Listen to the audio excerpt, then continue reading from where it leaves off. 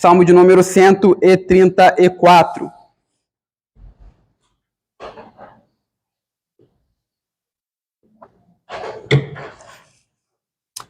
Meus irmãos, o casamento, ele é uma instituição dada por Deus que tem privilégios e deveres, não é verdade? Existem privilégios e deveres dentro do casamento. E um dos deveres e também privilégios que os casados têm é de honrar o seu cônjuge. E como é que nós fazemos isso? Tem várias maneiras de honrar o cônjuge. Uma delas é elogiando, não é verdade? Por exemplo, os homens, eles devem elogiar as suas esposas e elas gostam disso. A mulher gosta quando o homem, o seu marido, fala da beleza dela. Quando ele fala das suas virtudes, da sua delicadeza, por exemplo, da sua inteligência. E homens também gostam de ser elogiados, tá? Pode parecer que não, mas sim, homens gostam de ser elogiados. Elogios mais específicos também para o gênero masculino. Por exemplo, a sua força, a sua liderança, seu cuidado, seu senso de proteção. Então, o marido vai gostar quando a sua esposa faz esses destaques, né? Traz à luz essas características dele.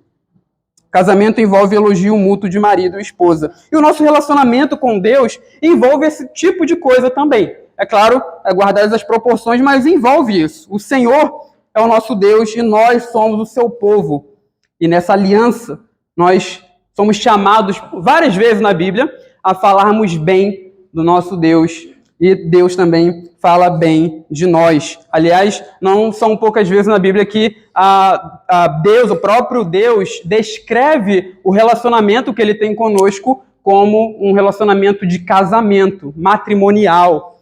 E dentro desse matrimônio que nós temos com o nosso Deus, nós falamos bem dele, e ele também fala bem de nós. Nós já vamos ver o que é isso, né? E o que isso tem a ver com o nosso salmo. Mas vamos fazer aí a leitura, foi apenas uma introdução, vamos fazer a leitura aí do Salmo 134. Na verdade, eu farei a leitura, peço aos irmãos que acompanhem. Então diz assim a palavra do Senhor, cântico de romagem. Bendizei ao Senhor, vós todos servos do Senhor, que assistis na casa do Senhor nas horas da noite. Erguei as mãos para o santuário e bendizei ao Senhor. De Sião te abençoe o Senhor, Criador do céu e da terra. Vamos orar? Pai bendito e santo, nós louvamos teu nome, te agradecemos pelas muitas bênçãos que o Senhor tem nos concedido, Pai. Conceda-nos a graça também de bendizermos o Senhor. Sim, Pai. Coloque o teu louvor nos nossos lábios e que o teu nome seja glorificado. Ajuda-nos a entender a mensagem, as aplicações também para a nossa vida hoje. Pai. O Senhor nos dê a bênção de colocarmos tudo em prática, segundo a tua graça e o teu Espírito que opera em nós eficazmente. Em nome de Jesus Cristo. Amém. Meus irmãos, lembra aí que os salmos de romagem são os salmos, né? O grupo de salmos que são entoados, cantados pelo povo de Deus nas três festas principais de Israel, as festas, né, do Tabernáculo, Pentecostes e Páscoa, né? Não necessariamente nessa ordem, como vocês sabem. Mas são esses salmos que são cantados nessas festas. Então o povo de Deus celebrava ao Senhor. E vocês lembram que eles são chamados de romagem porque dizem respeito a uma romaria, a uma peregrinação que é feita até um local sagrado, que no caso era Jerusalém. E agora nós chegamos aqui, meus irmãos, no final desses cânticos. É o último salmo de romagem. Então, a festa, digamos assim, né, já está no seu final. Depois de saírem de suas casas e se dirigirem a Jerusalém e participarem ali da festa ao Senhor, os peregrinos agora voltarão para o seu lar, para terem sua vida comum ali, sua vida normal como povo de Deus, né? Assim também é conosco. Nós nos reunimos no domingo, por exemplo, para cultuarmos ao Senhor, para celebrarmos uma festa ao Deus de Israel, e logo após o culto nós voltamos para a nossa casa para termos a nossa semana, né? Claro, glorificando a Deus, mas a vivermos dias normais como o povo de Deus. E aí, eles fazem a mesma coisa aqui, eles só vão aguardar até que a próxima data da próxima festa chegue e assim eles voltem a Jerusalém. E eles adoram aqui, meus irmãos, uma última vez antes de partirem.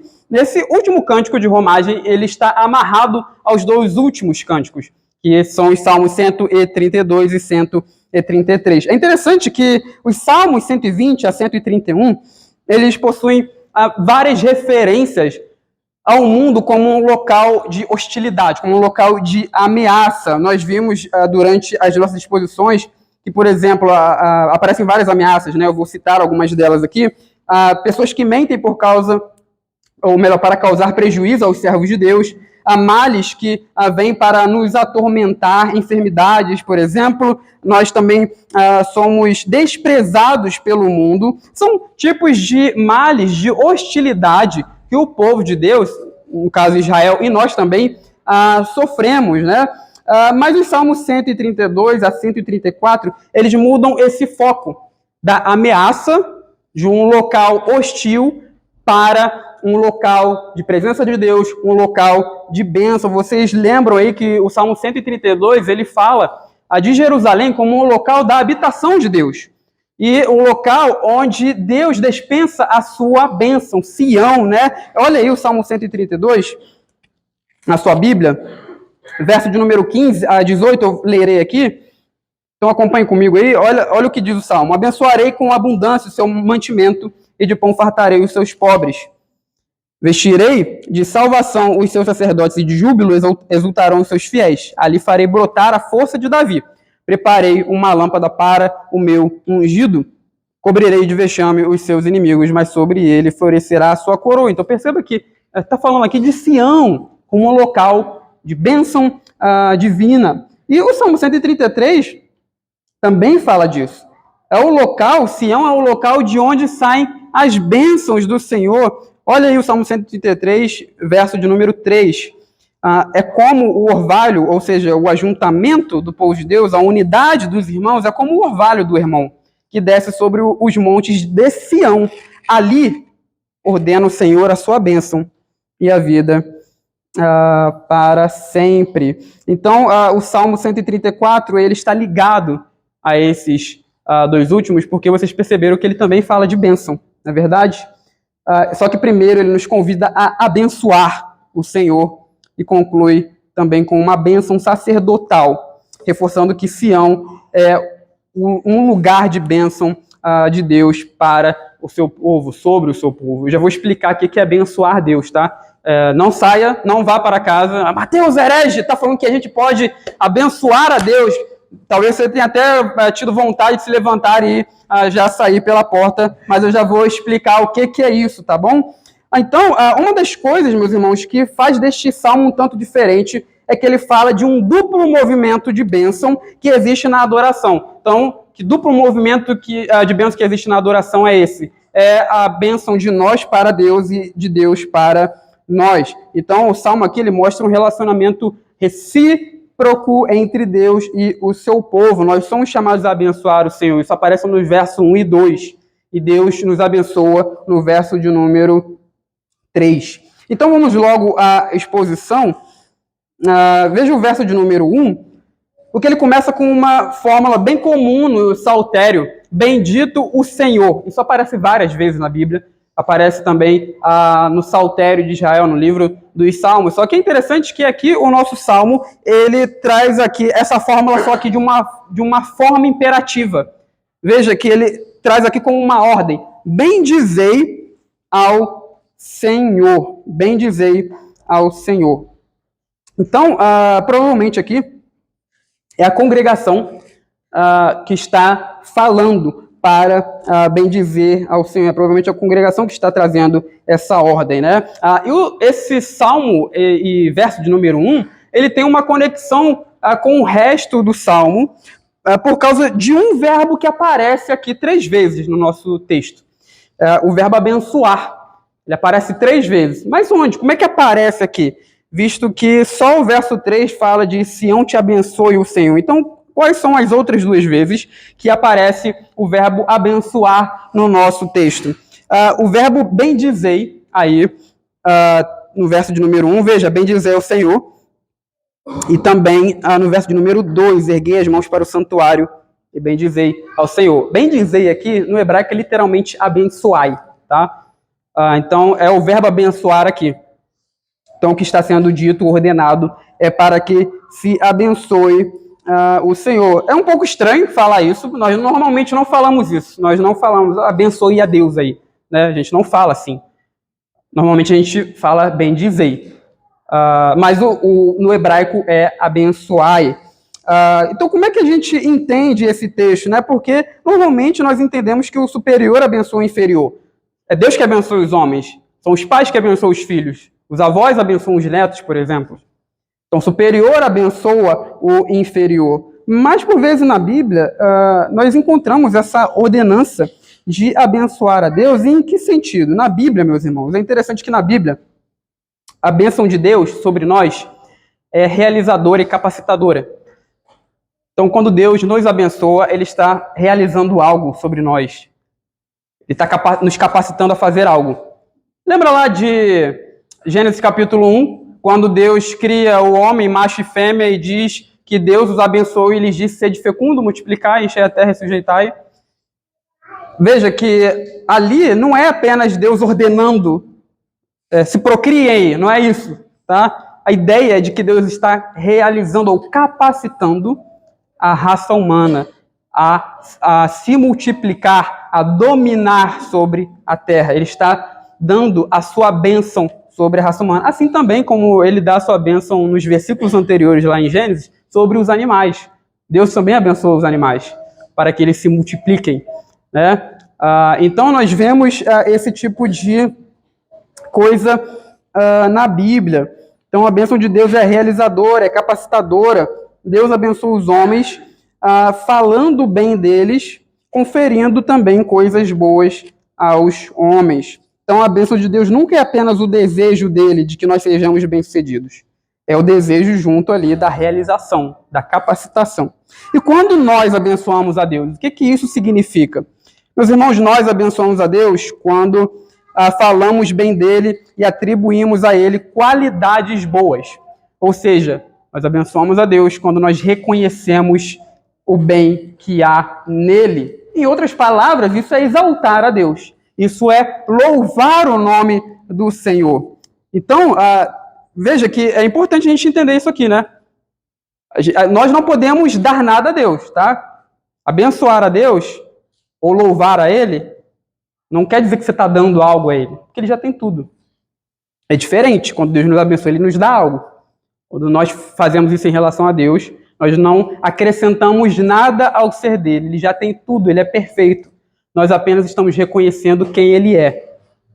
Nós apenas estamos dando a ele a glória que é devida ao seu nome. E se nós deixarmos de adorá-lo, é claro que é um pecado, mas Deus não vai perder nada com isso. Ele já existia antes de nos criar para a sua glória, para a sua adoração e louvor. E ele não era menos Deus antes.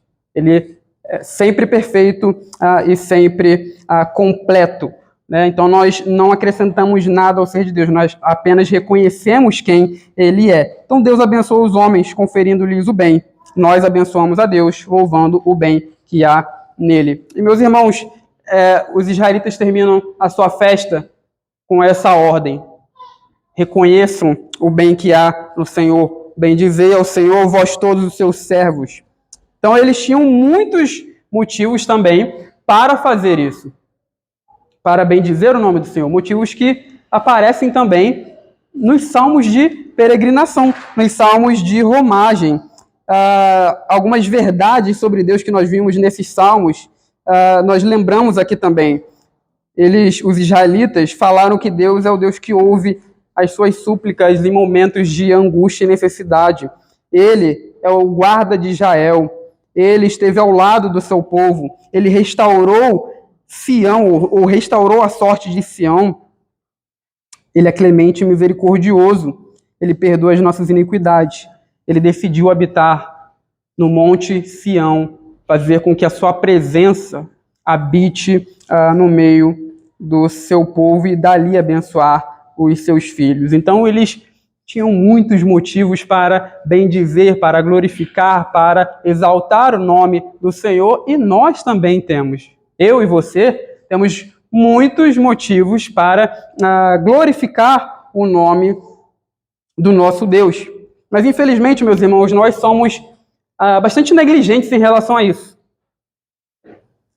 E, na verdade, nós, por vezes, falamos bem de pessoas queridas, pessoas que nós gostamos, artistas, exaltamos cantores, jogadores de futebol, por exemplo, né?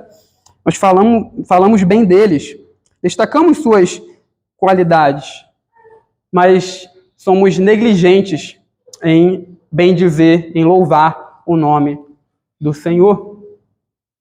Deixa eu fazer uma pergunta aqui para você. Qual foi a última vez que você se pegou em casa cantando um hino? Sem ter planejado. Qual foi a última vez que você tirou um tempo da sua oração para falar dos atributos de Deus para Ele? Falar da sua santidade, da sua beleza, da sua glória, da sua bondade, misericórdia. Por vezes, quando nós vamos orar, às vezes a nossa exaltação é só, Senhor, Pai Nosso que está no céu. Aí começa a pedir, né? Só lembra que Ele é o Pai Nosso que está no céu, e aí já vem a enxurrada de pedidos. As pessoas, parece que elas não separam um tempinho ali, uma parte das suas orações para glorificar a Deus. Nós vimos aqui no catecismo, nas exposições, né, do Catecismo Maior de Westminster, que nós aprendemos que nas nossas orações Deus deve ser glorificado. Pai Nosso que está nos céus nos ensina isso. Que nós devemos separar uma parte das nossas orações para glorificar e exaltar o nome do nosso Deus. Então, cante louvores ao seu Deus. Isso deveria ser natural, sabia? Isso deveria ser natural para nós. Se nós amamos o nosso Deus, se Ele é tudo para nós, deveria ser natural nós elogiarmos Ele. Não é verdade? Tudo bem que talvez a sua voz seja que nem a minha, não seja muito agradável de ouvir, talvez você não cante muito bem. Talvez, quando você começa a cantar aqui na igreja, alguns irmãos até dão um passinho para o lado para não ouvir tanto a sua voz, mas isso não importa tanto para Deus, né? Aqui importa porque, claro, se você cantar mal, algumas pessoas vão se incomodar, né? Mas para Deus isso não importa, né? Para Deus isso não importa. O que importa é um coração sincero, genuíno, verdadeiro diante dele. Deus gosta de ouvir o seu povo o exaltando. Isso não tem a ver com algo como se ele fosse mesquinho, né? Pode parecer isso, como se ele fosse mesquinho. Ele quer a nossa adoração, o nosso louvor. Não tem a ver com isso. É porque ele merece, é porque é justo. É justo que o ser mais sublime do universo seja adorado. Nós falemos bem dele. É justo. E veja como está claro no nosso salmo, isso é uma ordem. Mas a gente deve fazer uma pergunta aqui. A quem essa ordem é dirigida? Uma pergunta que a gente tem que fazer no nosso texto. Quando nós lemos textos bíblicos, nós devemos fazer perguntas para entender o texto. Quem é que está falando? Com quem está se falando? A quem está dando ordem? A quem está se dando uma ordem? Essa ordem é para ser praticada, realizada em todas as ocasiões? São perguntas que nós devemos fazer quando nós lemos a Bíblia. Então, a quem está sendo dirigida essa ordem? Veja que o texto fala dos servos do Senhor que estão na casa do Senhor. Verso de número 1, diz: "O Senhor, vós todos servos do Senhor." E, meus irmãos, então a pergunta já está respondida, né? São servos do Senhor. Só que não é simples assim, né? Nós sabemos que nas Escrituras várias pessoas são chamadas de servos ou servas de Deus. Inclusive, os israelitas eram servos. O povo de Deus, no total, né, corporativo, é o servo do Senhor também. Cada um de nós aqui somos servos de Deus. Mas perceba que o nosso texto, ele fala que esses servos estão na casa do Senhor durante as noites, né? Ou nas horas da noite, que durante as noites também seria a mesma coisa, é uma tradução possível. Então, parece que o texto fala aqui de uma classe específica de pessoas, e provavelmente essa classe era a classe sacerdotal, tá? Porque o templo, ele, lembra que a gente já falou isso aqui, ele não era uma construção, um local para todo mundo ficar entrando ali, transitando lá dentro. O tabernáculo e o templo não foram construídos para isso. Então, os israelitas levavam seus sacrifícios lá, mas eles não entravam no local santo, nem menos ainda no Santíssimo Lugar. Tá? Então, quem ficava no templo eram os sacerdotes. E durante as noites, dá a entender aqui que está falando do grupo de sacerdotes que trabalhava no período noturno. A gente sabe que existia trocas de turno entre os sacerdotes, então existia um turno que ficava no templo à noite. Então, provavelmente esse salmo aqui, ele está descrevendo essas pessoas, esses sacerdotes nesse turno, e provavelmente ele também era oferecido, ou cantado, melhor dizendo, esse salmo, era cantado no encerramento do dia, quando os sacrifícios noturnos começavam a ser oferecidos e também a oração era realizada no templo. E, lendo o texto bíblico, nós conhecemos, sabemos de algumas tarefas que esses sacerdotes realizavam. Então, eu cito aqui 3 tarefas interessantes, que são, eles deveriam manter o candelabro aceso, isso está lá em Êxodo 27, do versículo 20 a 21. Lembra que o candelabro era aquela lâmpada que existia no templo de 6 hastes. Então, essa lâmpada deveria ser conservada acesa à noite. Eles também deveriam manter aceso o fogo dos holocaustos, isso está em Levítico 6, 9. E também eles deveriam guardar os portões, primeiro das Crônicas, capítulo 9, versículo 22 a 27. Então, os sacerdotes deveriam vigiar o perímetro do templo.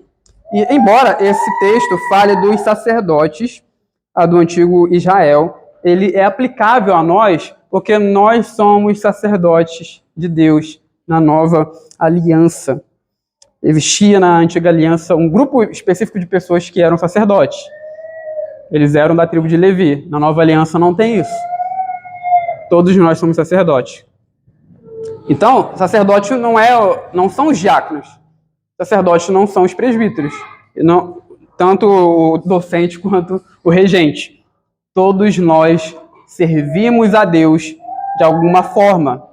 Na Igreja Católica não é assim, só o padre é sacerdote. Mas a Bíblia não fala isso. A Bíblia fala que todos nós somos sacerdotes. Veja comigo o livro de Apocalipse, capítulo 1, versículo 5 ao 6. E depois Apocalipse, capítulo 5, do 9 ao 10. Apocalipse 1, do 5 ao 6, primeiro, e depois 5, do 9 ao 10. Então diz assim a palavra do Senhor, parte final do versículo 5. Aquele que nos ama e pelo seu sangue nos libertou dos nossos pecados e nos constituiu reino, sacerdotes para o seu Deus e Pai. A ele a glória e o domínio pelos séculos dos séculos. Amém. E capítulo 5, 9 a 10. Entoavam novo cântico, dizendo, digno és de tomar o livro e de abrir-lhe os selos. Está falando ao Cordeiro, a Cristo. Porque foste morto e com o teu sangue compraste para Deus os que procedem de toda a tribo, língua, povo e nação. E para o nosso Deus os constituíste reino e sacerdotes, e reinarão sobre a terra. Então, perceba que nós fomos consagrados a uma tarefa sacerdotal, para nós servirmos a Deus e também servirmos aos nossos irmãos. Aliás, meus irmãos, veja que o nosso texto, ele fala de serviço também pelo fato dele mencionar que esses servos assistem na casa de Deus. Assistir aqui denota serviço. Assistir aqui não é ficar olhando, né? O nosso português tem essa riqueza nas palavras, né? Assistir pode ser assistir um filme, pode ser também ajudar ou servir né? Então os sacerdotes não ficavam lá no templo, deixa eu ver aqui o que está acontecendo aqui dentro do templo, só assistindo, né? Eles serviam, eles assistem na casa de Deus. E uma tradução literal desse trecho é o seguinte, né? O trecho aqui, traduzindo literalmente, esse assistir na casa do Senhor, é literalmente os que ficam de pé na casa do Senhor. É uma expressão que aparece várias vezes no Antigo Testamento para falar do serviço. Então, às vezes, o Antigo Testamento vai falar de algumas pessoas que ficavam de pé diante de alguém, ou em um lugar específico, e quando ela usa essa expressão, ela está falando do serviço a alguém, ou do serviço em algum lugar, né? E ela é usada para também os sacerdotes, né? Lá em Deuteronômio capítulo 10, 8, 18, 7, e também Ezequiel, profeta Ezequiel 44, 15. Então, meus irmãos, vejam que isso mostra a natureza do culto a Deus. O culto a Deus é um local de serviço. Quando nós viemos ao culto, não estamos vindo aqui para brincar. Quando nós viemos ao culto, nós não estamos vindo aqui para nos entreter. Nem porque nós não temos nada melhor para fazer. Nós viemos aqui para servir com o intuito de prestar serviço ao nosso Deus. Nem viemos também ao culto para assistir ao culto. Normalmente nós falamos isso, né? E também nós ouvimos as pessoas falarem, eu vou ali, a igreja tal, assistir o culto. Quem assiste não participa. Quem assiste, né? Se você assiste o culto, você é um mero telespectador do que está sendo feito ali. Né? A gente não vem ao culto para ver o que está acontecendo. Deixa eu ver o que o pastor vai falar aqui na frente. Vamos ver como é que a irmã lá vai ir vestida. Deixa eu ver o que vai acontecer no culto. Não. Nós viemos ao culto para servir ao nosso Deus. E é claro que nem todos têm essa compreensão. Isso abrange tanto ímpios quanto cristãos. Os ímpios, eles não têm a compreensão de que nós estamos prestando um serviço. Elas acham que as reuniões cristãs são verdadeiros lugares para pessoas desocupadas, pessoas ociosas, preguiçosas. Nós estamos aqui porque nós queremos nos ausentar do trabalho, do verdadeiro trabalho. Isso aqui não é trabalho para eles, né? Então, nós estamos aqui para fugir do trabalho. Nós somos pessoas que não temos nada mais importante para fazer na visão deles.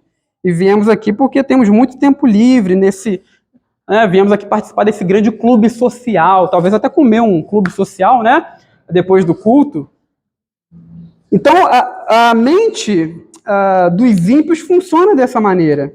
Infelizmente, muitos crentes também têm uma concepção semelhante. Alguns crentes pensam que o culto é um local de descontração. Estou muito estressado, vou lá para me aliviar um pouquinho, né? Mas não é. Isso não é culto, tá? O culto não é isso.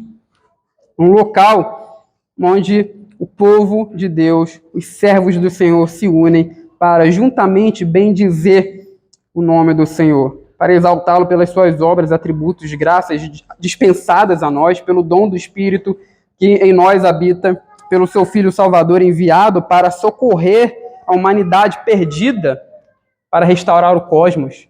É esse Deus que nós servimos. E, meus irmãos, essa verdade também fala aos nossos corações, porque nos aponta uma das intenções que devemos ter quando nós participamos do culto ao Senhor. Existem várias intenções legítimas que nós devemos ter quando saímos de nossos lares para estar aqui. Ser abençoado é uma delas. É legítimo você vir ao culto para ser abençoado. Deus prometeu isso. E Ele quer que você creia que Ele pode te abençoar. Mas essa não é a única intenção que nós devemos ter ao vir ao culto. Uma intenção legítima que o texto nos ensina é que nós devemos sair de casa para vir aqui com o desejo sincero no coração de servir ao nosso Deus. E, infelizmente, o cenário evangélico no nosso país é bem diferente, né? As pessoas não vão ao culto com a concepção de que elas vão prestar um serviço. As pessoas não vão ao culto com o desejo de servir. Elas querem apenas ser abençoadas por Deus, elas apenas querem os seus milagres, suas mudanças no âmbito familiar, financeiro, na saúde, mas o intuito delas não é a bendizer o nome do Senhor. E esse texto, ele sonda o nosso coração no que diz respeito à nossa verdadeira intenção. Você já se perguntou por que você sai de casa todos os domingos, por vezes, mais vezes ainda na semana, para vir aqui, para estar aqui junto com o povo de Deus? Você já se perguntou por que você faz isso? Às vezes a gente entra no automático, né? Tá na hora de ir pro culto, pega as coisas e vem, né? E fica assim a vida toda. E a gente não reflete. Por que nós viemos aqui? Você não vem aqui para servir a Deus, você não está vindo com toda a intenção legítima que a Bíblia te chama a ter. Meus irmãos, serviço é o que Deus espera de nós, porque Ele nos consagrou para isso. Ele nos fez sacerdócio real, nação santa, povo de propriedade exclusiva dEle, para que Ele seja adorado, para que Ele seja servido. E esse texto nos chama a esse tipo de trabalho e serviço. E veja que o nosso texto, melhor dizendo, termina no verso de número 3. Vamos ler todos juntos. Leiamos. De Sião, Criador do céu e da terra. O nosso salmo, ele gira em torno do tema bênção, o abençoar, a atitude de abençoar. Ele já falou dessa atitude dirigida por nós a Deus, e agora ele vai falar da bênção de Deus sobre nós, com esse movimento que o Salmo termina, e esse trecho final ele lembra muito a bênção araônica, né, ou a bênção de Arão. Lembra lá que Deus ordenou que o sumo sacerdote Arão abençoasse todo o povo de Deus, que o Senhor te abençoe e te guarde. Então veja que isso que o nosso texto diz. De Sião, ou seja, o salmista aqui está desejando, de Sião te abençoe o Senhor. E meus irmãos, como Deus tem nos abençoado, nós que somos o seu povo, as palavras desse salmo têm se cumprido em nossa vida.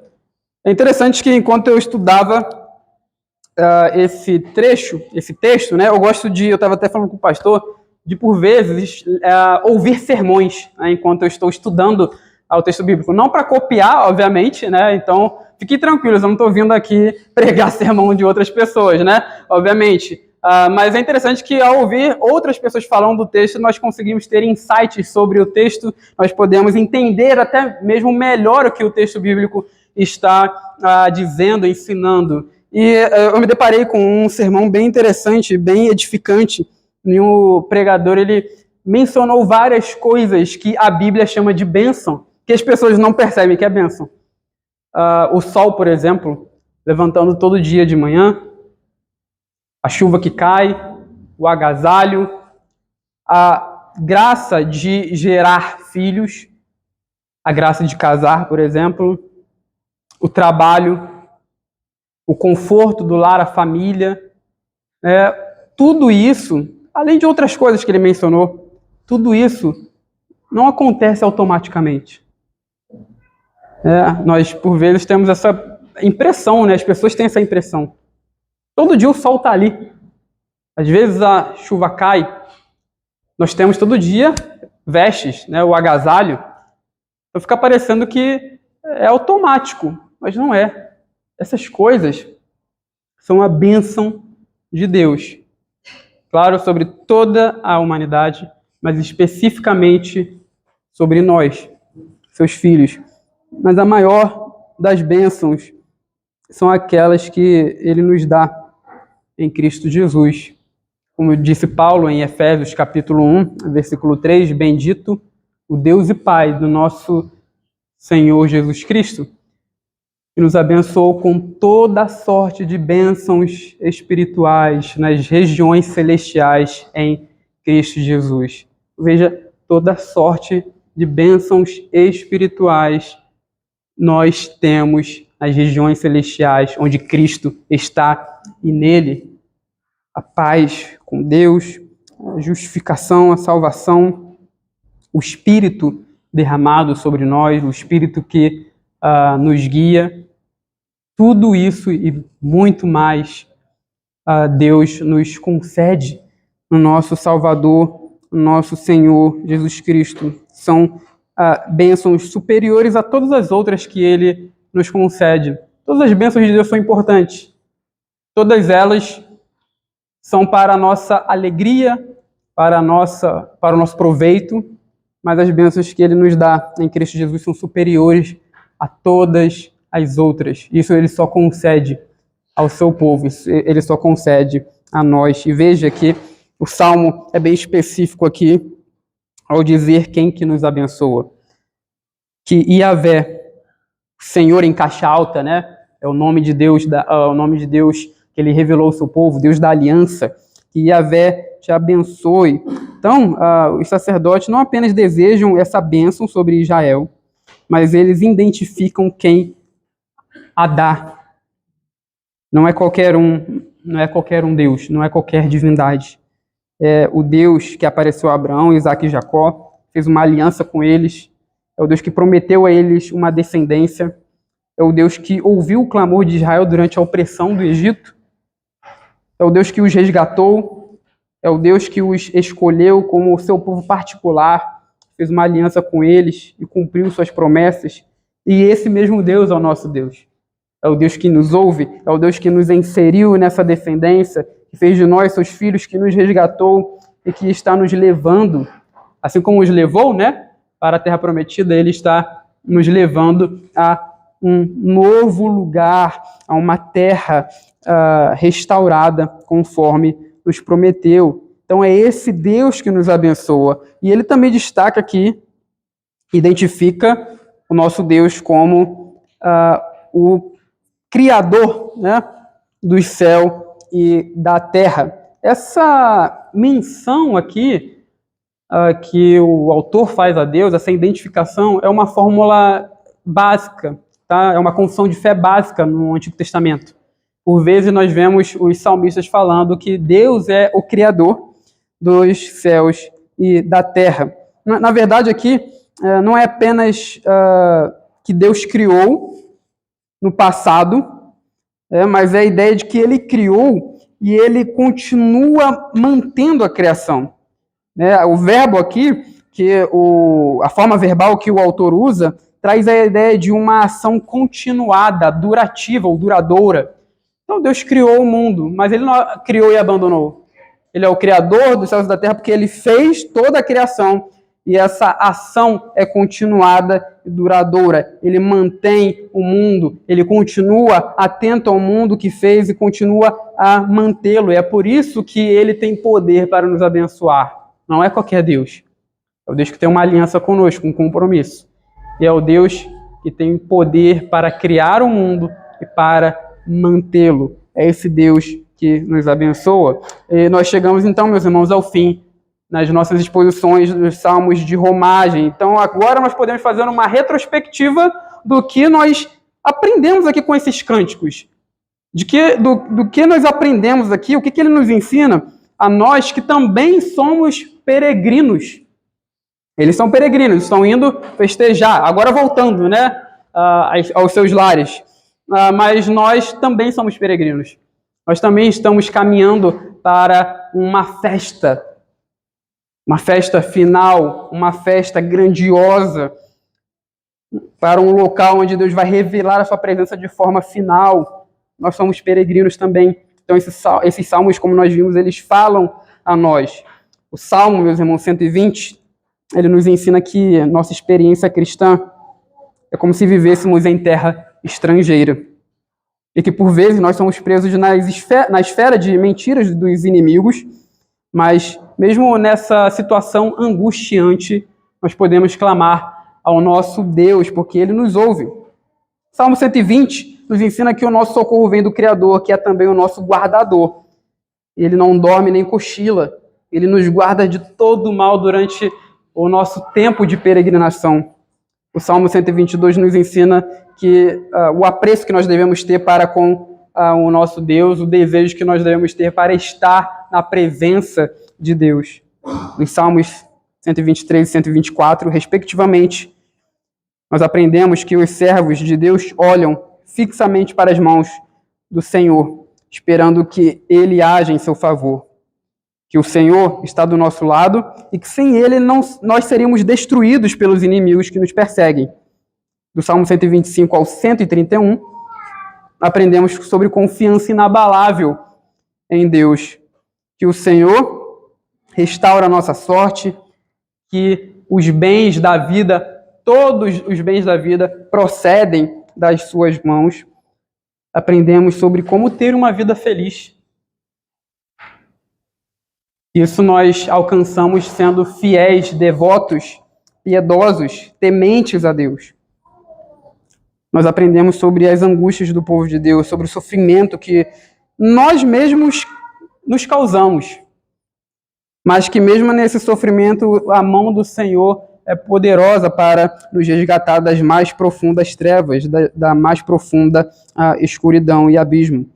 Nós aprendemos também sobre o perdão divino e sobre uma vida humilde. E por fim, os Salmos 132 e 134 falam de Deus escolhendo habitar entre nós e sobre a sua bênção sobre o seu povo. Então, visto tudo isso e o que o Salmo 134 nos convoca a fazer, que é bendizer o nome do Senhor, louvando-o pelas suas qualidades, eu termino aqui com uma citação de um estudioso das Escrituras, que ele linka o Salmo 134 aos outros salmos, e ele mostra aqui como nós devemos glorificar o nome do nosso Deus, como diz o breve catecismo de Westminster. Então diz assim a sua grande frase, né? A primeira pergunta no breve catecismo de Westminster é qual é o fim principal, ou seja, o propósito primário do homem. A resposta é glorificar a Deus e desfrutá-lo para sempre. Os cânticos da Ascensão convidam os fiéis a considerar a questão colocada no catecismo. Uma questão que é profundamente teológica e profundamente existencial. Qual é o nosso fim? Qual é o nosso propósito? O Salmo 134 convida os adoradores para este propósito maior, o de glorificar a Deus. Mas o convite a bendizer a Deus, a levantar as mãos para Ele, deve ser ouvido à luz dos poemas que precedem este salmo conclusivo. O apelo a glorificar a Deus e desfrutá-lo para sempre não é uma forma de escapismo, de uma realidade repleta de perigos, labutas e armadilhas. Antes, é uma forma de confissão que declara que tais poderes, embora reais, não estão à altura do Deus a quem confessamos. Erguemos as mãos para Deus, o Criador do céu e da terra, certos de que dele fluem todas as bênçãos. Amém.